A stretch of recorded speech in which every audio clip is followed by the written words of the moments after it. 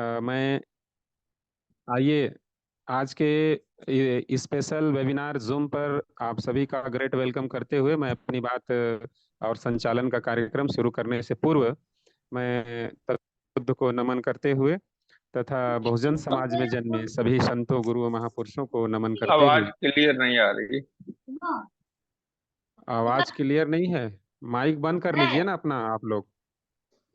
अ, सभी साथियों को चलिए हम शुरू कर चुके हैं आज के वेबिनार। और मैं सभी का स्वागत करते हुए हमारे राष्ट्रीय बौद्ध महासभा के संस्थापक अध्यक्ष आदरणीय धर्म प्रकाश भारती बौद्ध साहब, हमारे कार्यवाहक अध्यक्ष परम आदरणीय बादल सिंह बौद्ध साहब, और हमारे राष्ट्रीय बौद्ध महासभा के प्रशिक्षक केडर पर्सन आचार्य आदरणीय किशोर बौद्ध साहब, तथा पूरे देश भर के सभी प्रदेशों के प्रदेश अध्यक्ष, मंडल के, जिले के, तहसील के तमाम देश भर से जुड़े हुए सभी राष्ट्रीय बौद्ध महासभा के कर्मठ कर्तव्यनिष्ठ साथियों का आज के इस स्पेशल वेबिनार में आप सभी का हार्दिक अभिनंदन और स्वागत है।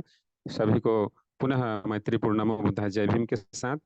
जैसा कि आप देख पा रहे हैं कि आज हमारे कार्यक्रम में जो स्पेशल रूप से जो टॉपिक रखी गई है वो जंतर मंतर पर जो विशाल धरना और प्रदर्शन की तैयारी पर ये विशेष वेबिनार आज संडे की जगह आज एक दिन पूर्व संध्या में आज शुरू की गई है। तो इसके तैयारी के संबंध में आप लोगों को बता दूं कि हमारे वक्ता, मुख्य वक्ता और विशिष्ट वक्ता में हमारे, जैसे मैं बता दूं आप लोगों को कि हमारे विशिष्ट वक्ता के रूप में हमारे राष्ट्रीय महासचिव राष्ट्रीय बौद्ध महासभा के माननीय शेष राव धावड़ साहब हैं, वे अपनी बात रखेंगे। और हमारे झारखंड प्रदेश के प्रदेश अध्यक्ष माननीय राम प्रसाद बौद्ध साहब भी हमारे विशिष्ट अतिथि के रूप में और वक्ता के रूप में आज की बात को रखेंगे। और साथ ही साथ मुख्य वक्ता में हमारे आदरणीय राजा रामानंद साहब, जो प्रदेश अध्यक्ष उत्तर प्रदेश राष्ट्रीय बौद्ध महासभा, और हमारे राष्ट्रीय बौद्ध महासभा के कार्यवाहक अध्यक्ष आदरणीय सिंह बौद्ध साहब, ये मुख्य वक्ता के रूप में अपनी बात रखेंगे। साथ ही साथ इस जंतर मंतर की विशाल धरना और प्रदर्शन पर जो मुख्य प्रबोधन करेंगे हमारे पूर्व विधायक और राष्ट्रीय बौद्ध महासभा के संस्थापक अध्यक्ष परम आदरणीय धर्म प्रकाश भारती बौद्ध साहब, ये क्रमशः सारे साथियों का वक्तव्य प्रबोधन सुनने के बाद अंत में इनका हम समय महत्वपूर्ण रहेगा। अब तुम्हारा तो बंद कर दें? माइक बंद कर दें कृपया, माइक खुली हुई है जी। जी। अ, तो इस तरह से मैं आप लोगों के बीच में आज इस वेबिनार में विषय वस्तु को और साथ में मुख्य वक्ताओं को बताने के साथ साथ मैं आप लोगों से इससे पहले कि मैं हमारे विशिष्ट अतिथियों वक्ताओं को मैं आमंत्रित करूं अपनी बात रखने के लिए, एक निवेदन करते हुए कि जिन साथियों का आज प्रबोधन है, वक्तव्य है, वे समय का विशेष ख्याल रखते हुए और हम जो मुख्य प्रबोधन करता है उनको हम लोग सुनना चाहेंगे और सभी सुनना चाहेंगे। तो हम लोग एक निर्धारित समय में जंतर मंतर नई दिल्ली में जो विशाल धरना और प्रदर्शन है, इस पर अपनी बात पॉइंट, हमारी तैयारी कैसी है, अभी तक कितने लोगों की टिकट्स हो गए सपोज, और अभी तक हम कहाँ कहाँ बैठ के कर चुके हैं, हम वॉल राइटिंग, प्रचार प्रसार, तमाम ऐसे टू दी पॉइंट जो है हम बात करेंगे, ताकि जो हमारा 26 नवंबर जो 74वें, कृपया माइक बंद कर लें, माइक की साथी का निवेदन है मेरा। तो जो विशाल धरना एवं प्रदर्शन जंतर मंतर में होने जा रहा है और संविधान के 74वें वर्ष के मौके पर ये विशाल राष्ट्रीय बौद्ध महासभा का ऐतिहासिक कार्यक्रम होने जा रहा है, इसकी तैयारी के संबंध में आज का वेबिनार है। तो मैं चाहूँगा कि हमारे विशिष्ट अतिथियों की ओर मैं सबसे पहले जाऊं। और आप सभी अपने अपने कार्य के लिए आप लोग परिचित हैं। आप सभी अपने विशेषता के लिए जाने जाते हैं। तो मैं चाहूंगा कि हमारे झारखंड प्रदेश के प्रदेश अध्यक्ष माननीय राम प्रसाद बौद्ध साहब से आग्रह करता हूं कि और जंतर मंतर में जो विशाल प्रदर्शन नवंबर को जो निर्धारित है उस पर अपनी बात रखेंगे। माननीय राम प्रसाद बौद्ध साहब, आप सादर आमंत्रित हैं। हेलो। और ये बंद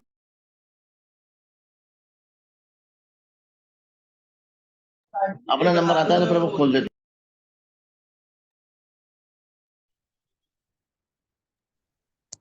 हमारे झारखंड प्रदेश अध्यक्ष माननीय राम प्रसाद बौद्ध साहब जुड़े हैं क्या? यदि जुड़े हैं तो मैं मुझे सुन पा रहे हैं तो आप अपनी माइक अनम्यूट करते हुए अपनी बात रखेंगे।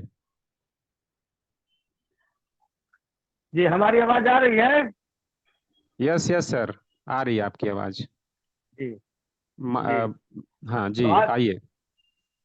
जी तो आज के वेबिनार के मुख्य वक्ता हमारे राष्ट्रीय अध्यक्ष महोदय बादल सिंह बौद्ध जी साहब और राजा राम आनंद साहब, और देश भर से जुड़े सभी साथियों को मैं अपनी ओर से नमो बुद्धाय जय भीम करता हूं, और साथ साथ सभी महापुरुषों को भी मैं नमन करता हूं। आज जो वेबिनार में आज का जो वेबिनार है मुख्य रूप से 26 नवंबर के कार्यक्रम के लिए दिल्ली के लिए तैयारी के हेतु रखा गया है।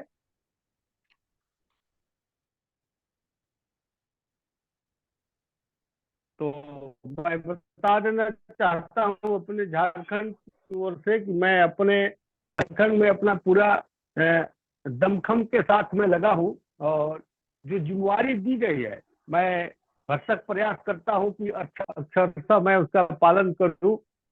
और जो मीटिंग के लिए राष्ट्रीय अध्यक्ष महोदय द्वारा जो झारखंड से मुझे और वीरेंद्र सर को 25-25 हजार रुपए की जो बात रखी गई थी, तो मैंने अपना 15,000 रुपया राष्ट्रीय बौद्ध महासभा के खाता में भेज दिया हूँ, और रेस्ट जो 10,000 रुपए हैं वो 3-4 दिन के अंदर में मैं भेज देने वाला हूँ। और दूसरी बात रही डॉक्टर वीरेंद्र सर की, तो उनका कुछ घरेलू प्रॉब्लम है। उनके पिताजी जो है जो अभी फिलहाल जो है सो वो अस्पताल में भर्ती हैं, और उनका हार्ट का सर्जरी होना है, तो उसमें वो काफी थोड़ा व्यस्त है, उसमें अपना वो असमर्थता जताए हैं।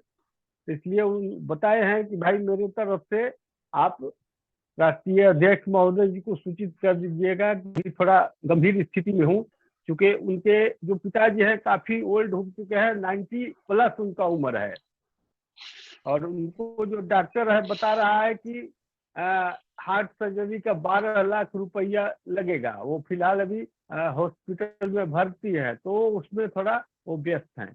तो इसलिए मैं अपना जो मेरे ऊपर जो है वो मैं 10,000 जो बाकी है वो मैं 4-5 दिन के अंदर मैं राष्ट्रीय बौद्ध महासभा के खाता में मैं भेज दूंगा।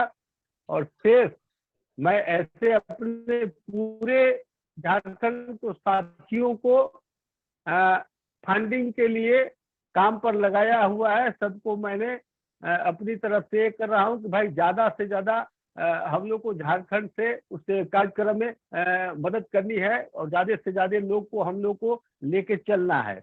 अभी तक झारखंड से 10 लोगों का कंफर्म टिकट हो गया है, और कुछ लोग अभी लाइन में टिकट लोग लेने के लिए वो लगे हुए हैं, और लोग का टिकट जल्दी हो जाएगा। और दीवार लेखन का जो काम है, तो दीवार लेखन के लिए हमारे संगठन से साथी है जो दीवार लेखन का काम करते हैं, उनसे बात मेरी हो गई है, लेकिन अभी थोड़ा वो स्वस्थ है। बोले कि 2-3 दिन के अंदर में मैं दीवार लेखन मैंने अभी से सोमवार मंगल तक का मैं शुरू कर दूंगा। वो दीवार लेखन का जल्द ही हम काम करा के और कार्यालय को इसकी सूचना हम भेज देंगे। और बाकी काम के लिए हम लोग प्रयास कर रहे हैं कि ज्यादा से ज्यादा यहाँ से साथी को हम लेके चल सके उस कार्यक्रम में। और एक जो दिशा निर्देश है केंद्रीय कार्यालय का कि प्रत्येक जिले से 3-3 साथी को, एक राष्ट्रीय बौद्ध महासभा का और एक धम्म सेवक संघ का, एक सामाजिक न्याय परिषद का व्यक्ति को चयनित करके भेजना है। तो उसमें मैं कुछ जिलों में कर दिया हूं और कुछ जिलों में मैं लगा हुआ हूं, लोगों से वहां लगातार हम संपर्क में हैं। और जैसे वो होता जाएगा मैं केंद्रीय कार्यालय को इसकी सूचना देता जाऊंगा। यही झारखंड की स्थिति है। हम अपने पूरे दमखम के साथ उस काम के लिए लगे हैं। अभी का जो मीटिंग है उसमें करीब करीब मैं आधे घंटे से सब लोगों में संपर्क कर रहा था। करीब करीब 15-17 लोगों को मैं अभी लगभग फोन करके बात किया हूं, जिसमें 5-7 लोग 8 लोग अभी तक जुड़ चुके हैं। तो इसीलिए मैं यही सब बात बोल के बात को यही खत्म करता हूं। और एक बात यही अंतिम में कहता हूं कि हम अपना जितना हम लोग का शक्ति है उतना मैं उस कार्यक्रम किए लगा दूंगा और मैं उसके लिए निरंतर दिन रात में लगा हुआ हूं। इन्हीं चंद शब्दों के साथ मैं अपनी बात को यही समाप्त करता हूं। नमो बुद्धाय, जय भीम।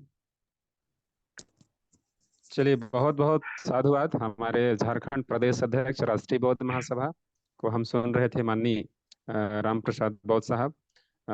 इन्होंने जो आर्थिक सहयोग के लिए जो टारगेट मिली हुई थी उसमें से इन्होंने शायद 15,000 रुपये इन्होंने दे दिया है और 10,000 शेष रह गया है। और साथ ही कुछ साथियों का इन्होंने टिकट भी बताया कि लगभग 8 से 10 साथियों का टिकट भी कंफर्म हो चुका है और लगातार ये संपर्क में हैं, बैठ के कर रहे हैं।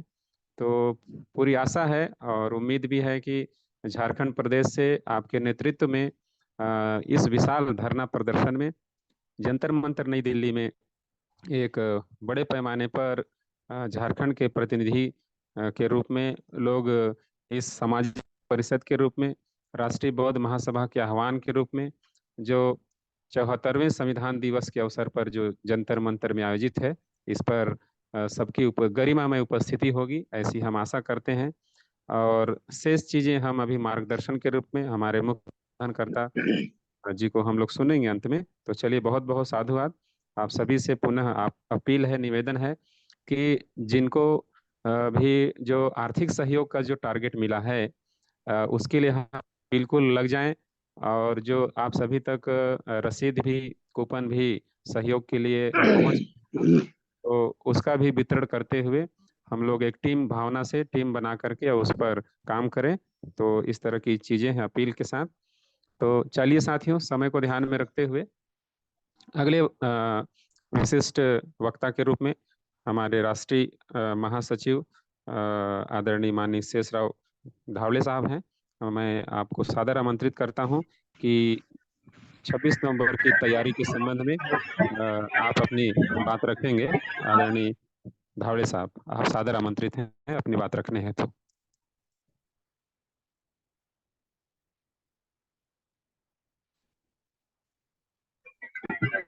आवाज पहुंच रही है आप तक? मेरी जुड़े हैं क्या?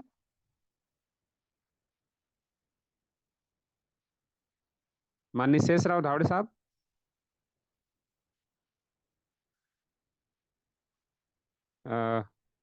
माइक अनम्यूट कर लेंगे या फिर हमारे जूम के होस्ट इन्हें अलाउ करेंगे मीटिंग में। यदि ज्वाइन है तो प्लीज अपनी बात रखेंगे।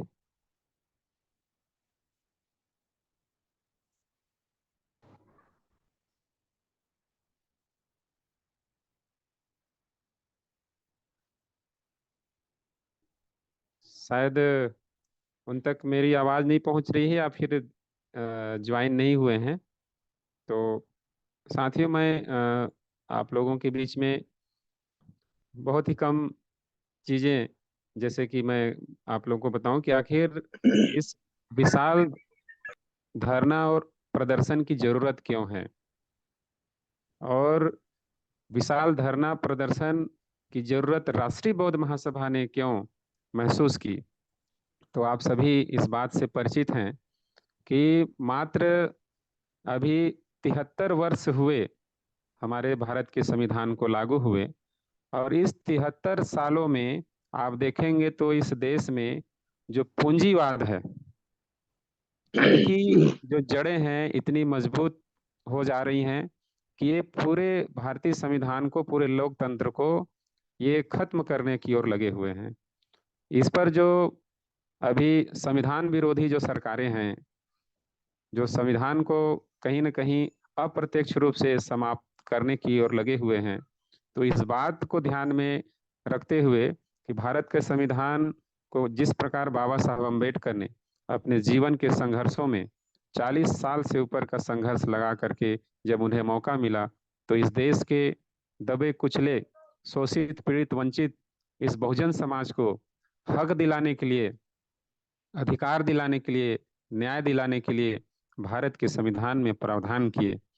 और जब इस संविधान में प्रदत्त अधिकारों का लाभ लेकर के जब सैकड़ों हजारों साल से वंचित जो बहुजन समाज था, इस भारतीय संविधान के अधिकार प्राप्त करके जब वे कुछ अपना तरक्की करने लगा, कुछ विकसित होने लगा, तो जो संविधान विरोधी अर्थात मनुवादी जो विचारधारा के लोग हैं, ये बात उन्हें जो है पचा नहीं सकते, और इस कारण से वे इस भारत के संविधान को कहीं ना कहीं बदलने की होड़ में लगे हुए हैं, संविधान को बदलना चाहते हैं, संविधान को समाप्त करना चाहते हैं।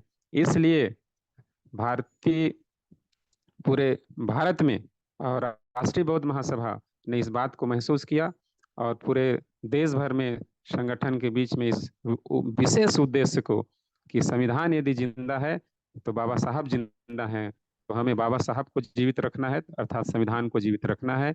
तो ऐसे महत्व को ध्यान में रखते हुए 26 नवंबर जो कि 74वें संविधान दिवस के अवसर पर ये व्यापक रूप से बड़े पैमाने पर राष्ट्रीय स्तर पर पहली बार ऐतिहासिक ऐसा कार्यक्रम संविधान बचाव के रूप में, संविधान के रक्षा के रूप में, संविधान के सम्मान के रूप में रखा गया है। इसलिए जितने भी साथी जुड़े हुए हैं सभी अपने अपने प्रदेशों में, अपने क्षेत्रों में इसे इस तरह से तैयारी करें कि ऐतिहासिक जो 26 नवंबर का दिन होगा वो देश ही नहीं पूरी दुनिया में ये जाए, ये संदेश जाए कि भारत के संविधान को मानने वाले इस देश के करोड़ों करोड़ों लोग, बहुजन लोग, कभी भी उनके रहते ये संविधान खत्म नहीं हो सकती। तो इस बात को ध्यान में रखते हुए संविधान के सम्मान में कार्यक्रम रखा गया है। तो साथियों, ये कुछ एक संक्षिप्त बातें थी। यदि माननीय शेषराव धावड़े साहब, यदि आप मुझे सुन पा रहे हैं तो आप अपनी बात आज के वेबिनार में रखें 26 नवंबर की तैयारी के संबंध में।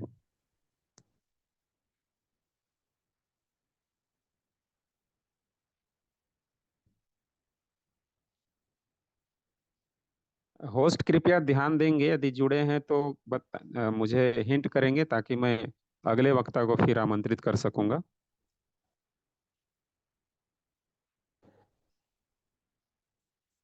केंद्रीय कार्य जुड़े हैं हमारे यदि शशि बौद्ध जी। हाँ, सोनवानी साहब वो जुड़े नहीं है, कहीं भी नजर नहीं आ रहे ओके इसमें। ओके, जी जी, चलिए मैं आगे, हम इधर मुख्य वक्ताओं की ओर मैं आगे बढ़ता हूँ, और मैं बुलाना चाहूँगा हमारे उत्तर प्रदेश के हमारे प्रदेश अध्यक्ष आदरणीय राजा रामानंद साहब को कि 26 नवंबर के तैयारी के संबंध में आज का वेबिनार है। आप सादर आमंत्रित हैं, अपनी बात रखें आदरणीय राजा राम आनंद साहब।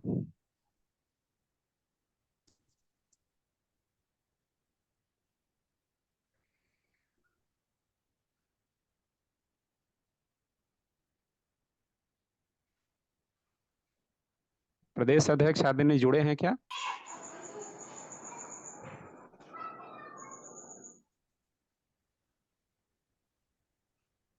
शायद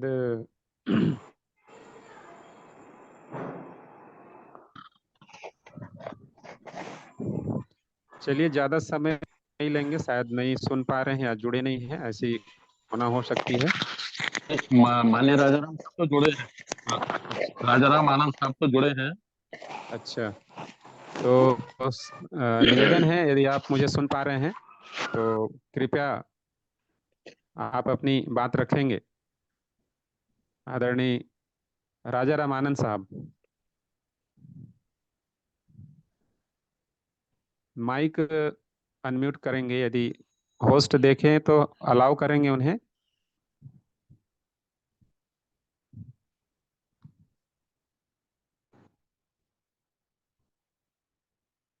सर माइक तो अनम्यूट है उनका और आवाज नहीं आ रही, पता नहीं क्यों।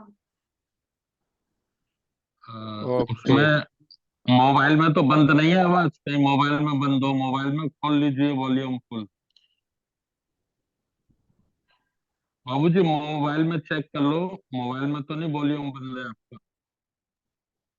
हो सकता है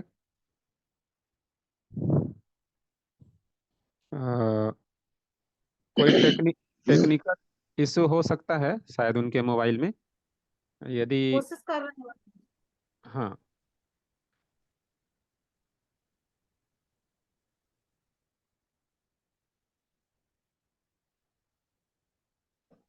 हम फिर तब तक शायद कोई उनके मोबाइल में किसी प्रकार की सेटिंग ठीक हो जाती है तो हम उन्हें फिर से आमंत्रित करेंगे। तो हम मुख्य वक्ता के रूप में आज पुनः मैं आगे बढ़ता हूं और हमारे राष्ट्रीय बौद्ध महासभा के कार्यवाहक अध्यक्ष आदरणीय बादल सिंह बौद्ध साहब को मैं सादर आमंत्रित करता हूं और 26 नवंबर के तैयारी के संबंध में आप अपनी वक्तव्य रखेंगे, आदरणीय बादल सिंह बौद्ध साहब। जी, बहुत बहुत साधुवाद। करुणा के महासागर तथागत गौतम बुद्ध, सभी संत महापुरुष गुरु बोधिसत्व बाबा साहब डॉक्टर भीमराव अम्बेडकर, हमारे संस्थापक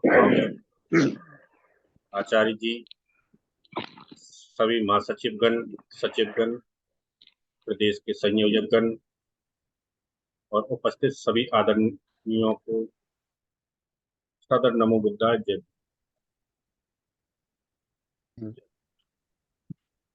26 नवंबर जंतर मंतर की तैयारियों के लिए बार बार हम सभी साथियों के दिल और दिमाग के उस कोने तक टटोलने की कोशिश कर रहे हैं कि कितने लोग वास्तव में जिंदे हैं और कितने लोग जिंदा रहने की नाकाम कोशिशें कर रहे हैं। जीवित लोग ही आंदोलन को चलाते हैं और आंदोलन को समझते हैं। जो बाबा साहब के द्वारा मानवता के कल्याण के लिए सिद्धांतों के रूप में एक रोशनी हमको दी है, किसी अन्य जिससे साथी हमारे का माइक खुला हुआ है, किसी अन्य साथी का कृपया बंद कर लें। जीवन में रोशनी आई ही हुई है। और कुछ लोग जो नाजीवादी व्यवस्था को बनाए रखना चाहते हैं, लोकतंत्र को खत्म करना चाहते हैं, फांसीवाद की तरह साम्यवाद को जड़ से खत्म करना चाहते हैं और युद्ध और शक्ति के प्रयोग से राज्य को स्थापित करने के लिए कल्याणकारी जो हमारा संविधान है उसको खत्म करना चाहते हैं।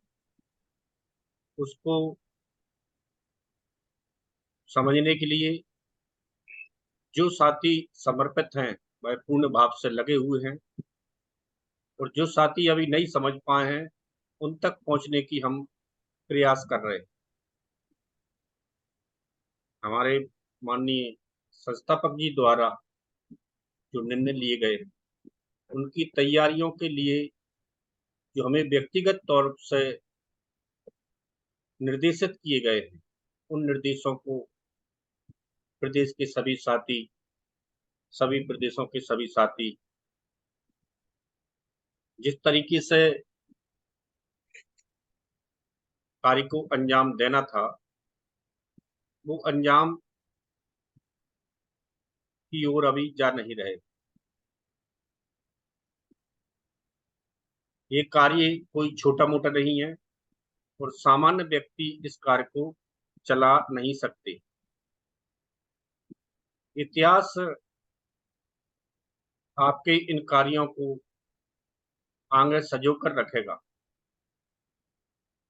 जिन महापुरुषों ने आपके लिए अपना जीवन न्यौछावर किया है, उन अपनी शक्तियों का प्रयोग करते हुए आपको जो वर्तमान दिया है, वह वर्तमान संविधान में निहित है। उन तैयारियों को पूरा करने के लिए जो वॉल पेंटिंग का निर्देश साहब के द्वारा दिया गया था, कुछ बहुत कम उसके उदाहरण हमें देखने को मिले हैं। इससे ये लगता है कि वास्तव में ही हम मनुष्य होने का और जागृत होने का एक छद्म रूप बनाए हुए हैं। वास्तविकता में हम परिस्थितियों को समझ नहीं रहे हैं कि कितना कठिन आंदोलन है, इसको हम कितने सरल तरीके से ले रहे हैं, हल्के तरीके से ले रहे हैं। ये बहुत निराशाजनक वातावरण हम निर्मित कर रहे हैं अगली आने वाली पीढ़ियों के लिए। ये आंदोलन समय के रहते अगर हमने नहीं किया तो बहुत कुछ पीछे छूटने वाला है और बहुत कुछ पीछे छूट चुका है। बाबा साहब ने कहा था कि इतिहास में कई महात्मा आए और चले गए, लेकिन आपके उत्थान की ओर किसी ने कार्य नहीं किया। तो जो हमारा उत्थान दिखाई देता है वो कुछ दिनों में सिमटता हुआ नजर हमें दिखाई देता है। इसके प्रति हमारे संस्थापक जी बहुत चिंतित रहते हैं।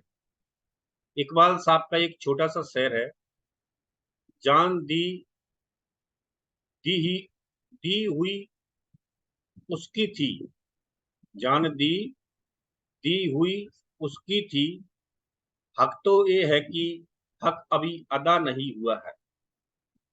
जो समाज के लिए, जो हमको हकों के लिए जो अदायगी करनी थी, जो पे बैक टू सोसाइटी करनी थी, साहब मानवर साहब के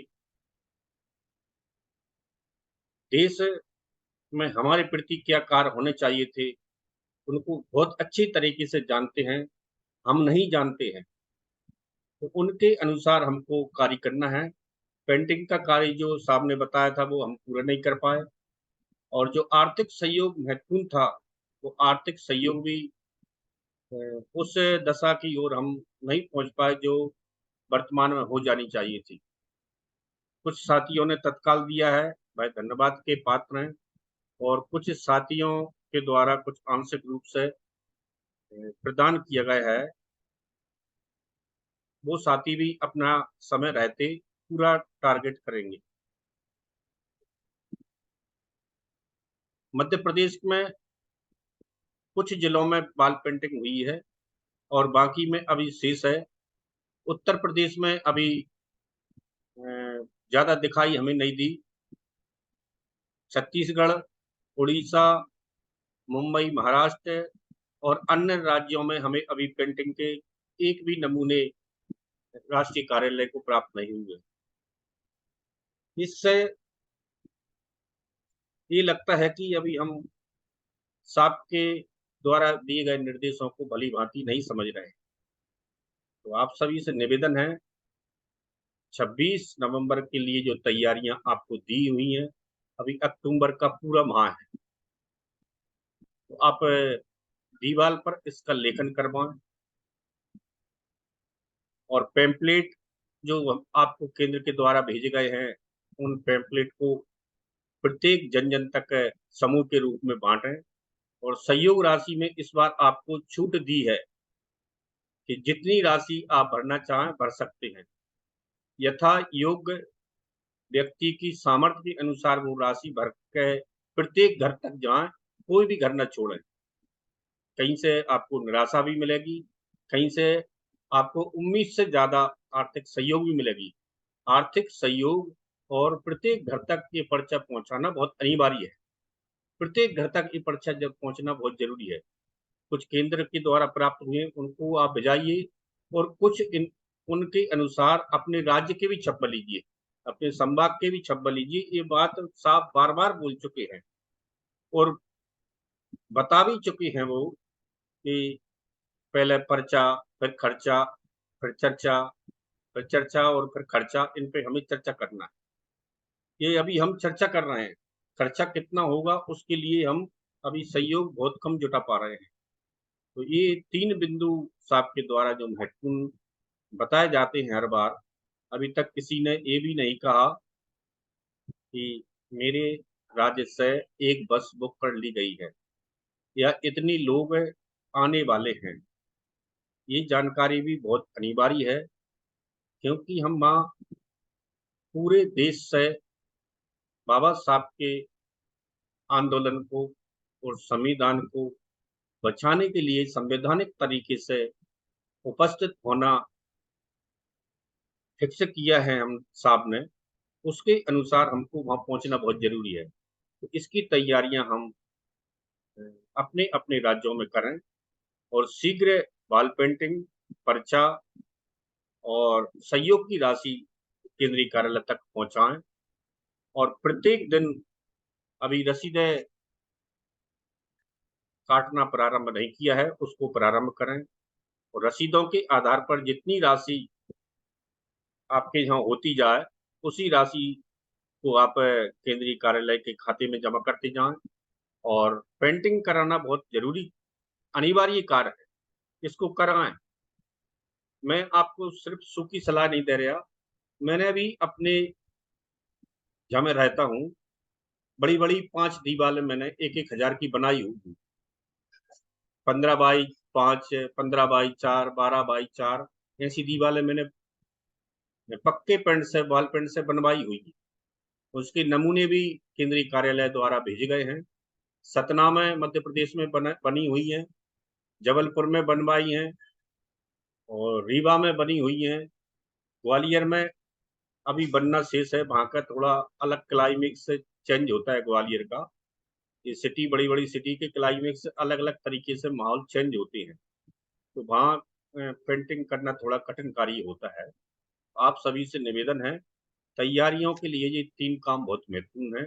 प्रत्येक व्यक्ति तक इस आंदोलन की सूचना पहुंचा दीजिए, जिसके अंदर भी आंदोलन में सहयोग करने का जज्बा होगा। मानवर कांशीराम साहब के आंदोलन की उसके अंदर तड़प होगी, वो व्यक्ति जरूर आपसे जुड़ेंगे। सिर्फ हमको निकलकर उन तक पहुंचना है। हम यही सोचते रहते हैं कि किसके पास जाएं, किसके पास न जाएं, जाएं कि नहीं जाएं, क्योंकि लोग अंदर से हम खुद ही भयभीत हैं। जबकि कुछ लोग जानकार ऐसा कहते हैं कि जिंदे अंबेडकर से ज्यादा मरे हुए अंबेडकर हमारे लिए खतरनाक है। तो अगर इस काम को हम बढ़ाते हैं तो वो कहीं ना कहीं बहुत सावधान हो जाते हैं, सतर्क हो जाते हैं। तो ये कार्य हमको करते रहना चाहिए और जो साहब के द्वारा निर्णय लिए गए हैं उन निर्णयों का स्वागत करते हुए आप कार्य में लग जाइए। मेरा आप सभी से यही निवेदन है। सादर नमो बुद्धाय। जय।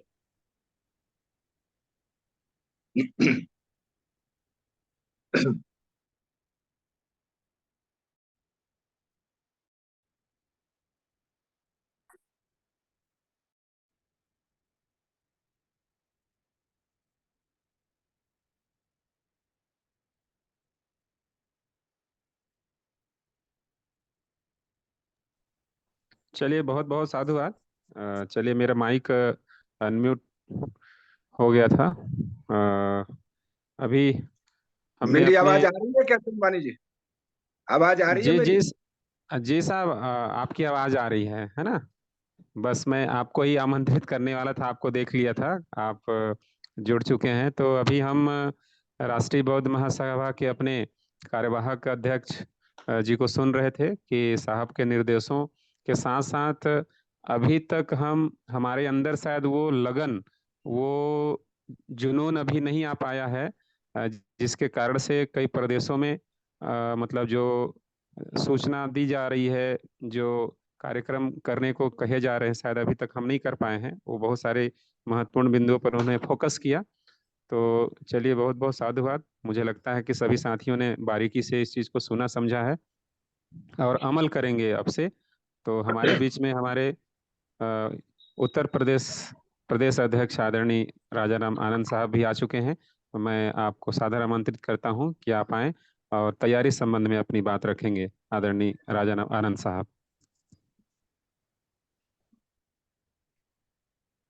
हेलो।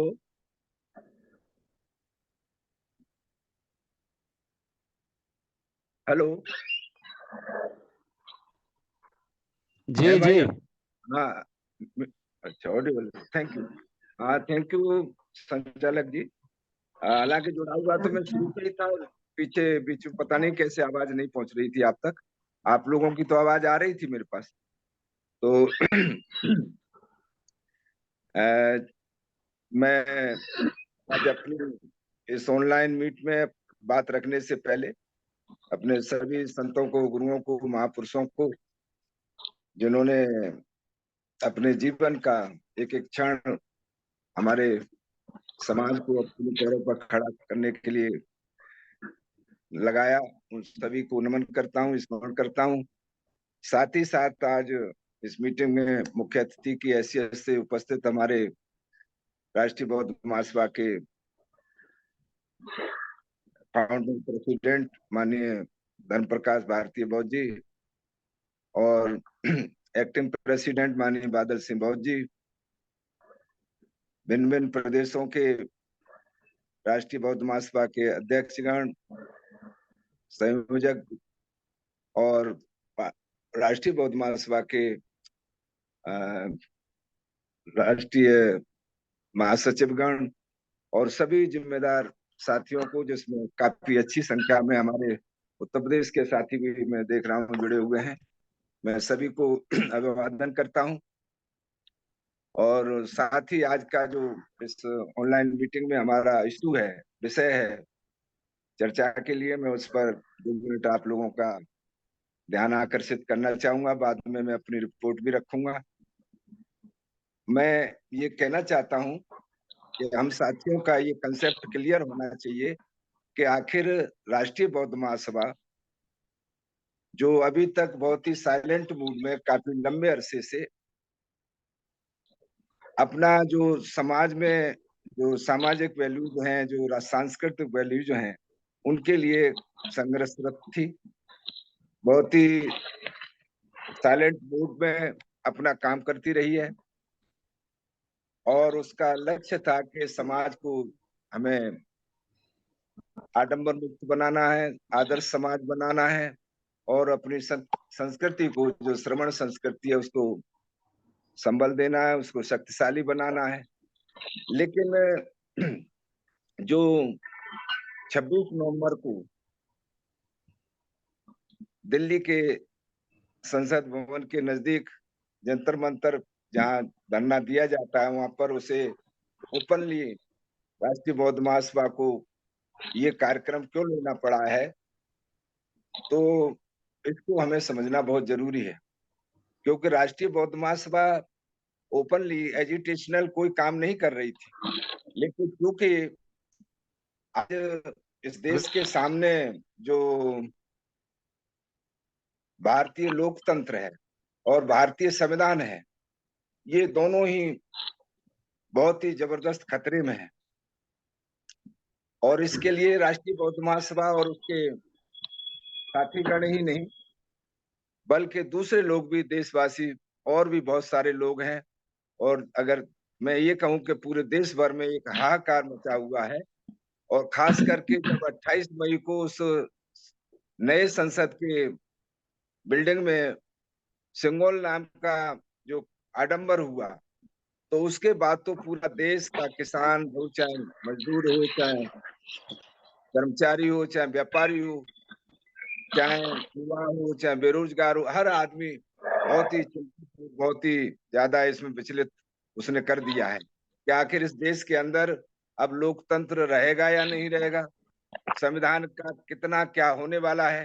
ये सारी चीजों को ध्यान में रख करके राष्ट्रीय बौद्ध महासभा को भी ये सोचने के लिए बाध्य होना पड़ा कि हम लोग अगर समाज की जो सोशल वैल्यूज हैं, जो कल्चरल वैल्यूज हैं, उनको मजबूत करने का जो मुहिम चला रहे हैं, जो हमारा पूरी तरह से नॉन पॉलिटिकल कार्यक्रम है, तो उसको भी बाध्य होना पड़ा कि हमें भी अब साइलेंट रह करके नहीं, बल्कि हमको भी, क्योंकि राष्ट्रीय बौद्ध महासभा ने ये महसूस किया है, हम आप सभी इसमें विद्वान साथी हैं, सभी लोग मैच्योर्ड साथी हैं, सभी लोग जिम्मेदार साथी हैं, कि राष्ट्रीय बौद्ध महासभा ने जब देखा कि भाई ये लड़ाई इस देश के अंदर पॉलिटिकली लड़ी जानी चाहिए थी, क्योंकि पॉलिटिकली ही ये सब डैमेज किया जा रहा है, तो इसको पॉलिटिकली ही फाइट होनी चाहिए थी। लेकिन हमारे देश के अंदर जो पॉलिटिक्स है, जो पॉलिटिकल लोग हैं, जो पॉलिटिकल प्लेटफॉर्म है, वो सारे के सारे वर्तमान सरकार के द्वारा भयभीत कर दिए गए, या यूं कहें कि जो लोग इस लड़ाई को लड़ना चाहिए वो लोग अपना दामन साफ नहीं रख पाए, जिसकी वजह से वो चुप्पी साधे हुए थे। आज हम वैसे ही बहुत दिनों से देख रहे थे कि हमारे देश की जो जनता की टैक्स से जो सरकारी उपक्रम बने थे, उनको वन बाय वन सरकार बेचने में लगी रही। बहुत सारे लोगों को बेरोजगार कर दिया गया। जो लोग गरीबी से निकल करके थोड़े ऊपर आए थे 10-12 साल में, वो सब गरीबी की रेखा के नीचे चले गए करोड़ों की तादाद में। ये बहुत सारी जो दिक्कतें हम लोगों को अभी तक देख रहे थे। और दूसरा जो गरीबी अमीरी की खाई थी, वो भी हम सब लोगों ने देखी कि 10% लोग इस देश की 5% संपत्ति का उपभोग करते हैं, तो 90% संपत्ति का उपभोग करते हैं। ये तमाम चीजों को देखते हुए और ये वर्तमान में जो अभी संविधान और लोकतंत्र के लिए खतरा पैदा हुआ है, इस सारी चीजों को देख करके राष्ट्रीय बौद्ध महासभा के द्वारा ये निर्णय लिया गया कि हम लोगों को भी अब, अगर राजनीतिक लोग इसे खुल करके, और राजनीतिक लोग इसको एपार नेशन, पूरे राष्ट्र स्तर पर अगर राष्ट्र कोई इसको नहीं टेकअप कर पा रहा है, तो राष्ट्रीय बौद्ध महासभा जिसका अपने पूरे देश के अंदर मैक्सिमम राज्यों में अपना नेटवर्क है, तो उसको आगे आना चाहिए। मैं धन्यवाद देता हूं राष्ट्रीय बौद्ध महासभा के राष्ट्रीय अध्यक्ष माननीय धर्म प्रकाश भारती जी को, कि देशवासी आपको याद करेंगे कि आपने ऐसी विकट परिस्थितियों में, जबकि हम लोग सभी जानते हैं कि आज राष्ट्रीय बौद्ध महासभा चाहे वैसे ही उसका कितना ही बड़ा नेटवर्क हो, लेकिन आर्थिक दृष्टि से उसकी जो स्थिति है, करीब 1 साल से मैं भी देख रहा हूं कि बहुत ज्यादा उसके पास धन नहीं रहता है। जितना धन रहता है उससे ज्यादा वो खर्च कर देते हैं। तो इसके बावजूद भी उन्होंने इससे मुंह नहीं मोड़ा, और हम सब लोगों को जो ये इस काम के लिए उत्साहित किया है, तो मैं पर्सनली भी और अपने उत्तर प्रदेश की राष्ट्रीय बौद्ध महासभा की यूनिट की तरफ से उनका आभार व्यक्त करता हूं, उनको साधुवाद देता हूं, और उनको आश्वस्त करता हूं कि 26 नवंबर को जो उत्तर प्रदेश से उनकी अपेक्षा है, तो हम धन से भी, मन से भी और फिजिकली भी हम लोगों ने अपना काम शुरू कर दिया है। हमारे उत्तर प्रदेश के साथियों ने अभी बहुत ज्यादा तो नहीं, 50,000 के आसपास आज भी कुछ पैसा भेजा गया है। उन्होंने सेंट्रल ऑफिस को रेमिट किया है, और साथ साथ हम लोग फिजिकल मीटिंग भी शुरू कर दी है, और जनता के अंदर बेहद उत्साह है।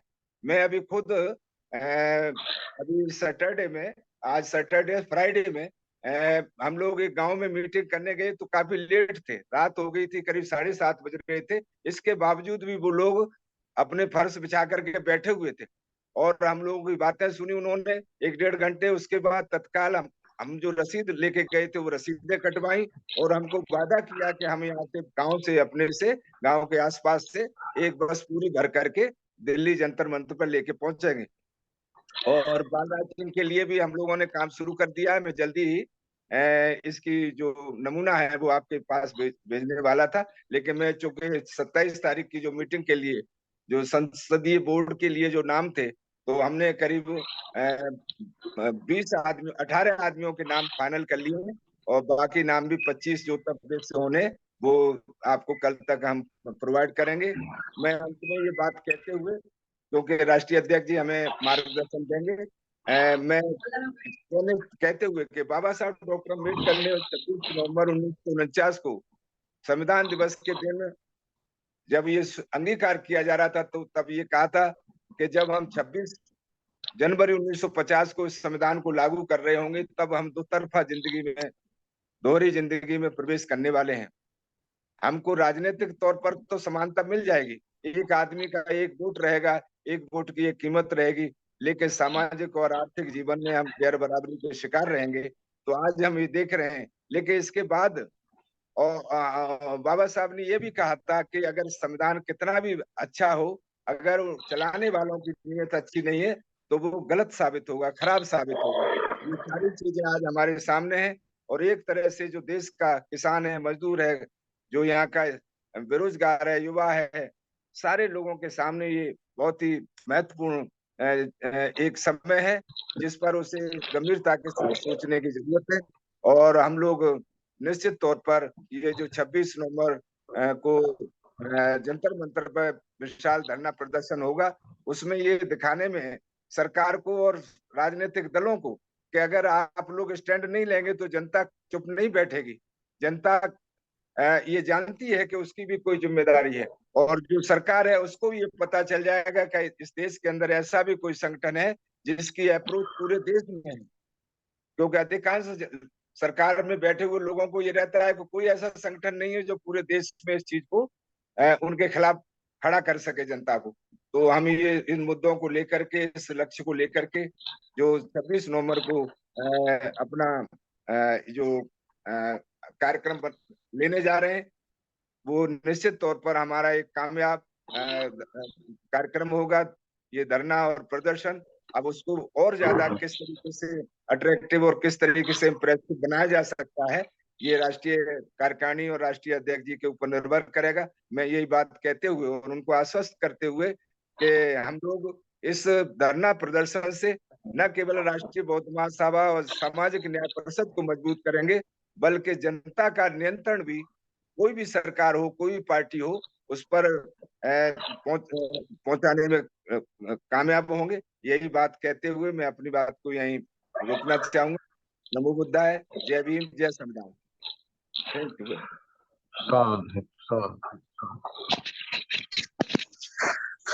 चलिए, बहुत बहुत साधुवाद।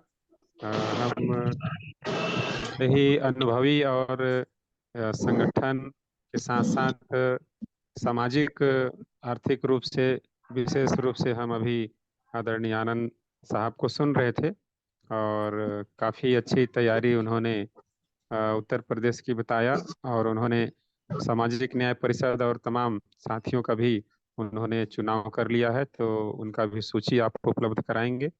चलिए, आप लोगों जैसे अनुभवी साथियों, वरिष्ठ साथियों के मेहनत का परिणाम है कि आंदोलन, संघर्ष, अभियान, बहुजन मिशन का कारवां जो है कहीं न कहीं लगातार जारी है, और ये जारी बनी रहेगी।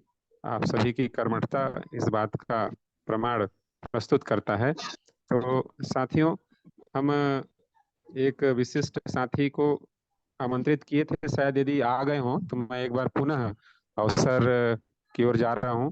हमारे राष्ट्रीय महासचिव माननीय शेषराव धावड़े साहब यदि आ गए हों तो मैं चाहूंगा कि आप तैयारी संबंधित अपनी बात रखेंगे।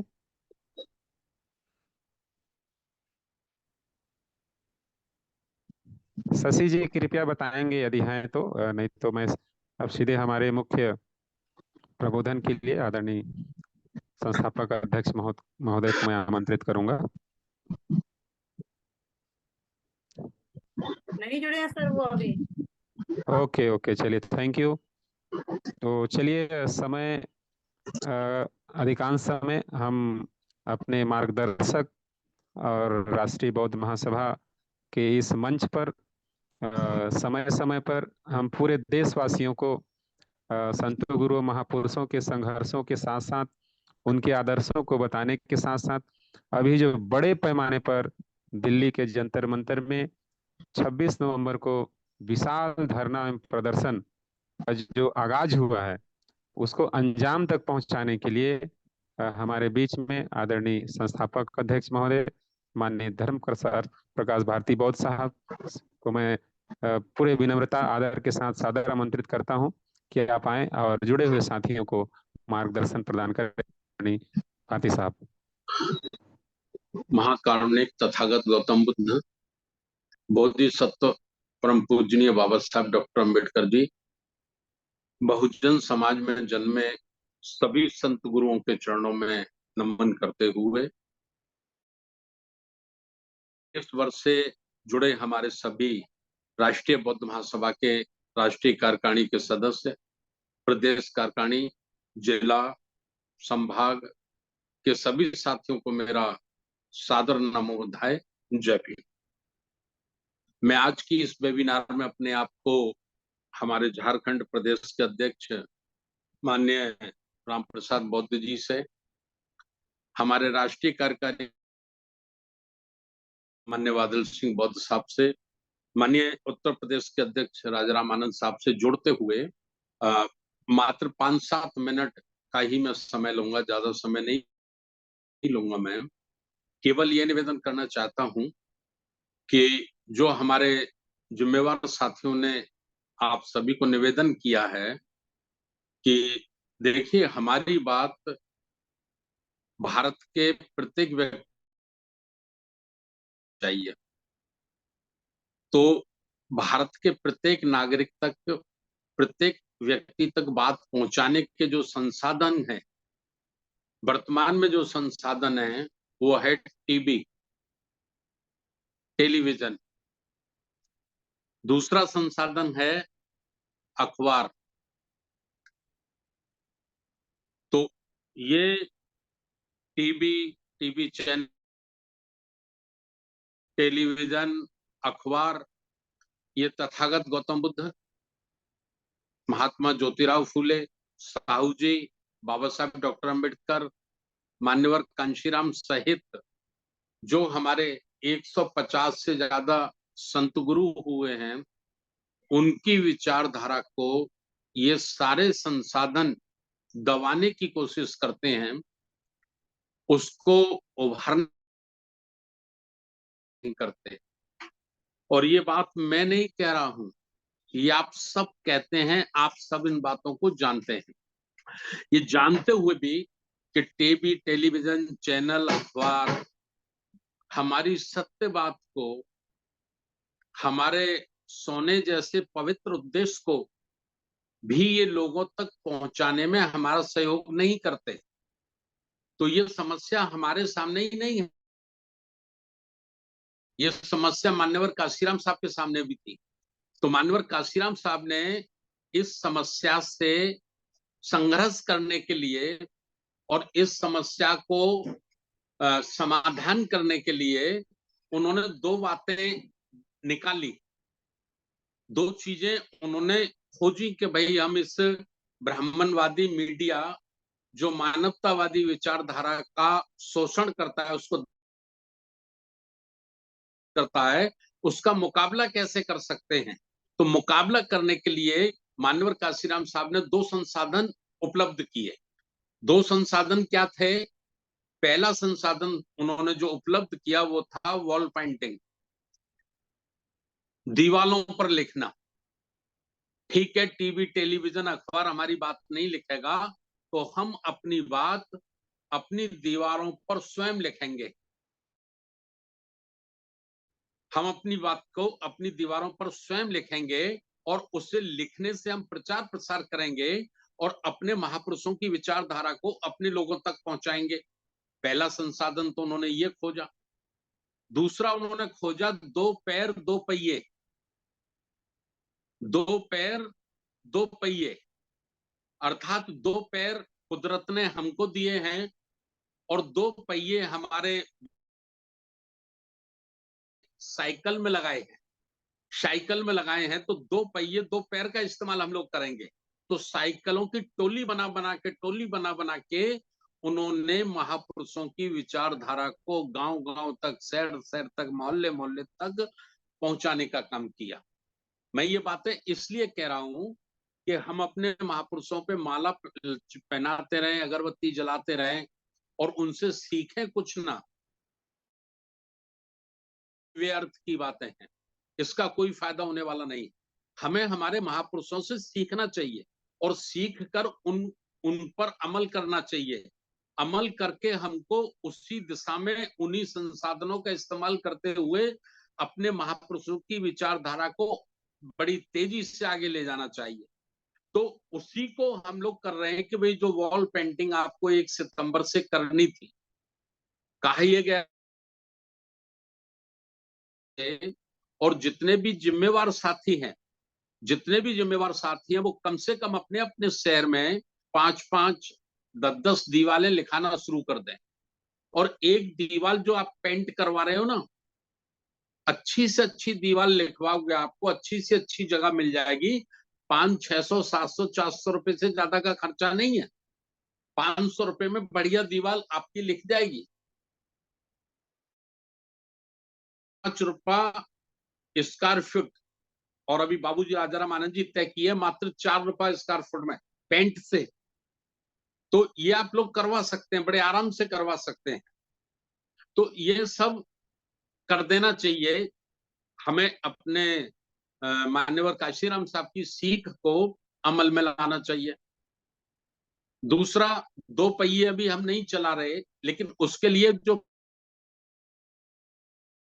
है वो पर्चा इसलिए है कि छोटी बड़ी मीटिंग आप करिए, मोहल्ले में, गांव में, चाय की दुकान पर, पान की दुकान पर, और उस पर्चे में इतना सब कुछ लिखा हुआ है कि आप उसको अगर पढ़ के भी सुना देंगे लोगों को, तो पढ़ के सुनाने से भी हमारे समाज का, खास करके बहुजन समाज का दिलो और दिमाग जागरूक होने लगेगा। तो उस काम को हमको करना है। तीसरा, जैसे कि सभी अच्छी तरह से जानते हैं कि एक घर में अगर 4 मेंबर भी हैं तो वो घर भी बिना पैसे के नहीं चलता, और ये इतना बड़ा विशाल आंदोलन है तो इसके लिए भी पैसे की जरूरत है। बिना पैसे के ये भी नहीं चल सकता। तो कुछ साथियों को हमने व्यक्तिगत रूप से लक्ष्य दिया है, कुछ साथियों ने 100% उसको पूरा कर दिया है, कुछ साथियों ने आंशिक रूप से कर दिया, कुछ साथियों ने भी आश्वासन दिया है। लेकिन इसके साथ साथ जो दूसरे साथी हैं जिनको व्यक्तिगत रूप से नहीं कहा गया है, तो वो भी कर सकते हैं। और रसीदें बहुत ज्यादा कार्यालय से पहुंच गई हैं, बाकी दूसरी आप और लोग मंगा लीजिए। और रेलवे की टिकटें हमें वहां पहुंचना कैसे है, तो उनका प्रबंध अभी आप लोगों को सबको करना है। कई बार बता दिया, उसमें वेट करना अच्छा नहीं है। 27 नवंबर को संसदीय दल की बैठक होगी, एक तरह से धम्म संसद होगी, एक तरह से आप ये मान के चलो। तो उसके लिए 200 लोग पूरे देश के 37 राज्यों से चिन्हित किए गए हैं, टारगेट दिया गया है। तो आप बहुत जल्दी से जल्दी उस लिस्ट को भी पूरा करिए। मेरे दांत में दर्द था तो ये मैंने दांत काम करवाया, मेरी आवाज ठीक से नहीं निकल रही है, तो उसको करिए। 3-3 लोग जिले से मांगे गए थे, 3-3 नाम, उसको बहुत जल्दी से करिए। देखिए, कोई पाकिस्तान का, जापान का, चीन का, थाईलैंड का व्यक्ति नहीं आएगा भारत में, हमको ही करना पड़ेगा। तो ये सब काम हम लोगों को करने हैं, और इसके लिए हम लोग अब सप्ताह में 3 दिन शाम को 8 बजे हम रोज शाम को 8 बजे से ये समीक्षा करेंगे। रविवार को जो मीटिंग 9 बजे होती थी, वो मीटिंग अब हम नहीं करेंगे, क्योंकि रविवार को हम चाहते हैं कि सुबह से ही आप लोग अपने फिजिकली काम में लगे। कलेक्शन करना है, लोगों को पढ़ाना है, सिखाना है, बस बुक करनी है, जो काम करना है तो उस पर आप इस्तेमाल करो। तो इसलिए हमने रविवार को फ्री कर दिया है, रविवार को नहीं करना है। 3 दिन 2 प्रोग्राम तो हमारे होते ही हैं, वो कंटिन्यू रहेंगे। बुधवार को सुबह 7 बजे से बुद्ध उनके धम्म का वाचन कंटिन्यू रहेगा, निरंतर रहेगा। सोमवार को शाम को 8 बजे से 9 बजे तक संविधान का वाचन, वो भी कंटिन्यू रहेगा, निरंतर रहेगा। और इसके अलग जो होंगे वो मंगलवार की शाम को 8 बजे 1 घंटा समीक्षा होगी 26 नवंबर के प्रोग्राम को लेकर। समीक्षा होगी कि हमने क्या किया है, और उसमें 3-3, 4-4 लोगों, राज्य के साथियों को हम लोग उसमें मौका देंगे कि भाई आप अपने राज्य की प्रगति रिपोर्ट बताइए, समीक्षा रिपोर्ट बताइए। कितनी वॉल पेंटिंग की आपने, कितनी दीवारें लिखी हैं, कितने टिकट कराए हैं, कितने लोगों को लेकर आप 26 नवंबर आ रहे हैं, और आर्थिक रूप से क्या सहयोग है इस आंदोलन को ताकत के साथ कामयाब करने के लिए। तो ये 4-5 बिंदुओं पे आपकी ये रिपोर्ट रहेगी। मंगलवार शाम को 8 बजे से 9 बजे तक, 9:30 बजे तक 1 घंटा, सवा घंटा ही चलाएंगे, ज्यादा नहीं। इसी तरह से बृहस्पतिवार को फिर 8 बजे से 9 बजे तक ये चर्चा रहेगी। शनिवार को ये चर्चा रहेगी। तो मैं ज्यादा आप लोगों का समय नहीं लेना चाहता, आप लोगों को काम में लगना है। कल हमारे ग्वालियर चंबल संभाग का प्रोग्राम है मेडिकल सभागार में सुबह 10 बजे से। हमारे प्रदेश के अध्यक्ष माननीय डीपी गोलिया साहब वहां अपनी पूरी टीम को लेकर 4-5 दिन से रुके हुए हैं, तैयारियों में लगे हैं, और मुझे भी उसमें भाग लेना। मैं कल सुबह निकलूंगा 7 बजे यहाँ से, आगरा से, तो हम लोग उधर लगेंगे।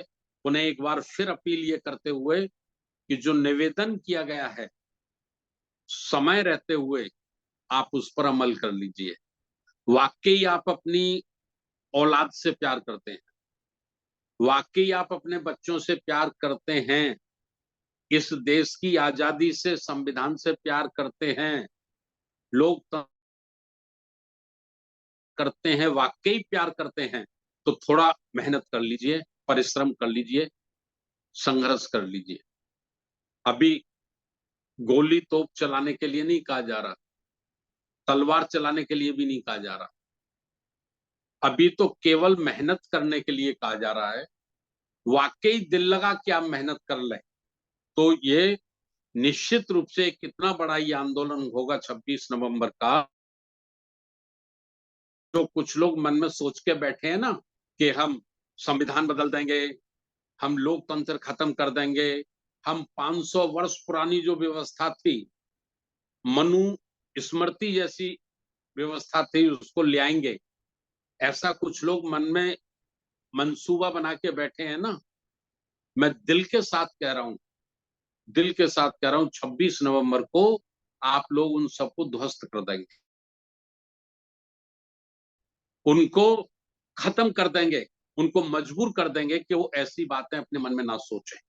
लेकिन इसके लिए जो हमको संविधान ने ताकत दी है, वो ताकत है जनशक्ति। जनशक्ति, लोकतंत्र में जनशक्ति का ही अस्त्र शस्त्र होता है, वही एक हथियार होता है। तो लोकतंत्र की ताकत का सहारा लेकर जो प्रदत्त अधिकार आपको दिए हैं, उन अधिकारों का इस्तेमाल करते हुए आप 26 नवंबर को बड़ी ताकत के साथ जंतर मंतर पर, संसद भवन दिल्ली पर, अगर आप देश के कोने कोने से लोग पहुंचेंगे, साथी लोग पहुंचेंगे, तो जो ब्राह्मणवादी व्यवस्था को पुनः लाना चाहते हैं ना, वो अपने कदम वापिस ले लेंगे, पीछे हट जाएंगे। वो डरपोक बहुत हैं, मैं बता रहा हूं आपको, डरते हैं, डरपोक है, बता रहा हूं। लेकिन वो डरेंगे जब आप अपनी शक्ति का, अपनी ताकत का प्रदर्शन करेंगे, आप एहसास दिलाएंगे, तभी वो लोग डरेंगे। वैसे ही आप घर में सोते रहें, हम सब लोग घर में सोते रहें, एसी कमरों में सोते रहें, और हम सोचते रहें कि वो डर जाएंगे, तो डरने वाले नहीं है। निकलना होगा सड़कों पे। मान्यवर काशीराम साहब का जो एक नारा था, कौन सा वाला नारा, मैं भूल रहा हूं इस समय उसको, जंग लड़ो बेईमानों से, निकलो बाहर मकानों से, निकलो बाहर मकानों से, जंग लड़ो बेईमानों से। निकलो बाहर मकानों से, जंग लड़ो बेईमानों से, ये घर घर तक ये नारा मान्यवर काशीराम साहब का जाना चाहिए और उसकी ताकत 26 नवंबर को पार्लियामेंट पर, संसद भवन पे, जंतर मंत्र पे दिखाई पड़नी चाहिए। तो समय है, अभी समय रहते हम सब लोग कर सकते हैं। पुनः एक बार और फिर आपको रिपीट करा दूं, ज्यादा से ज्यादा साथियों को जोड़िए भी। हम जितने 100-125 लोग जुड़ते हैं, 80 से लेके 125 तक लोग जुड़ते हैं, हम 2-2, 3-3 साथियों को और जोड़ना शुरू कर दें, वाकई दिल से हम ये काम करना शुरू कर दें, तो हम 250-300 साथी जोड़ना शुरू हो जाएंगे। तो आप जोड़ें। और मंगलवार शाम 8 बजे समीक्षा 26 नवंबर के आंदोलन की, बृहस्पतिवार शाम को 8 बजे समीक्षा 26 नवंबर के आंदोलन की, शनिवार शाम को 8 बजे समीक्षा 26 नवंबर के आंदोलन की।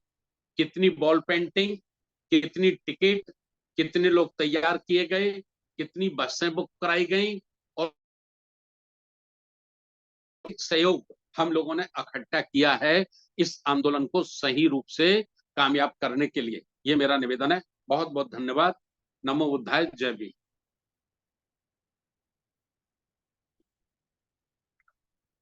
अशोक सोनवानी साहब।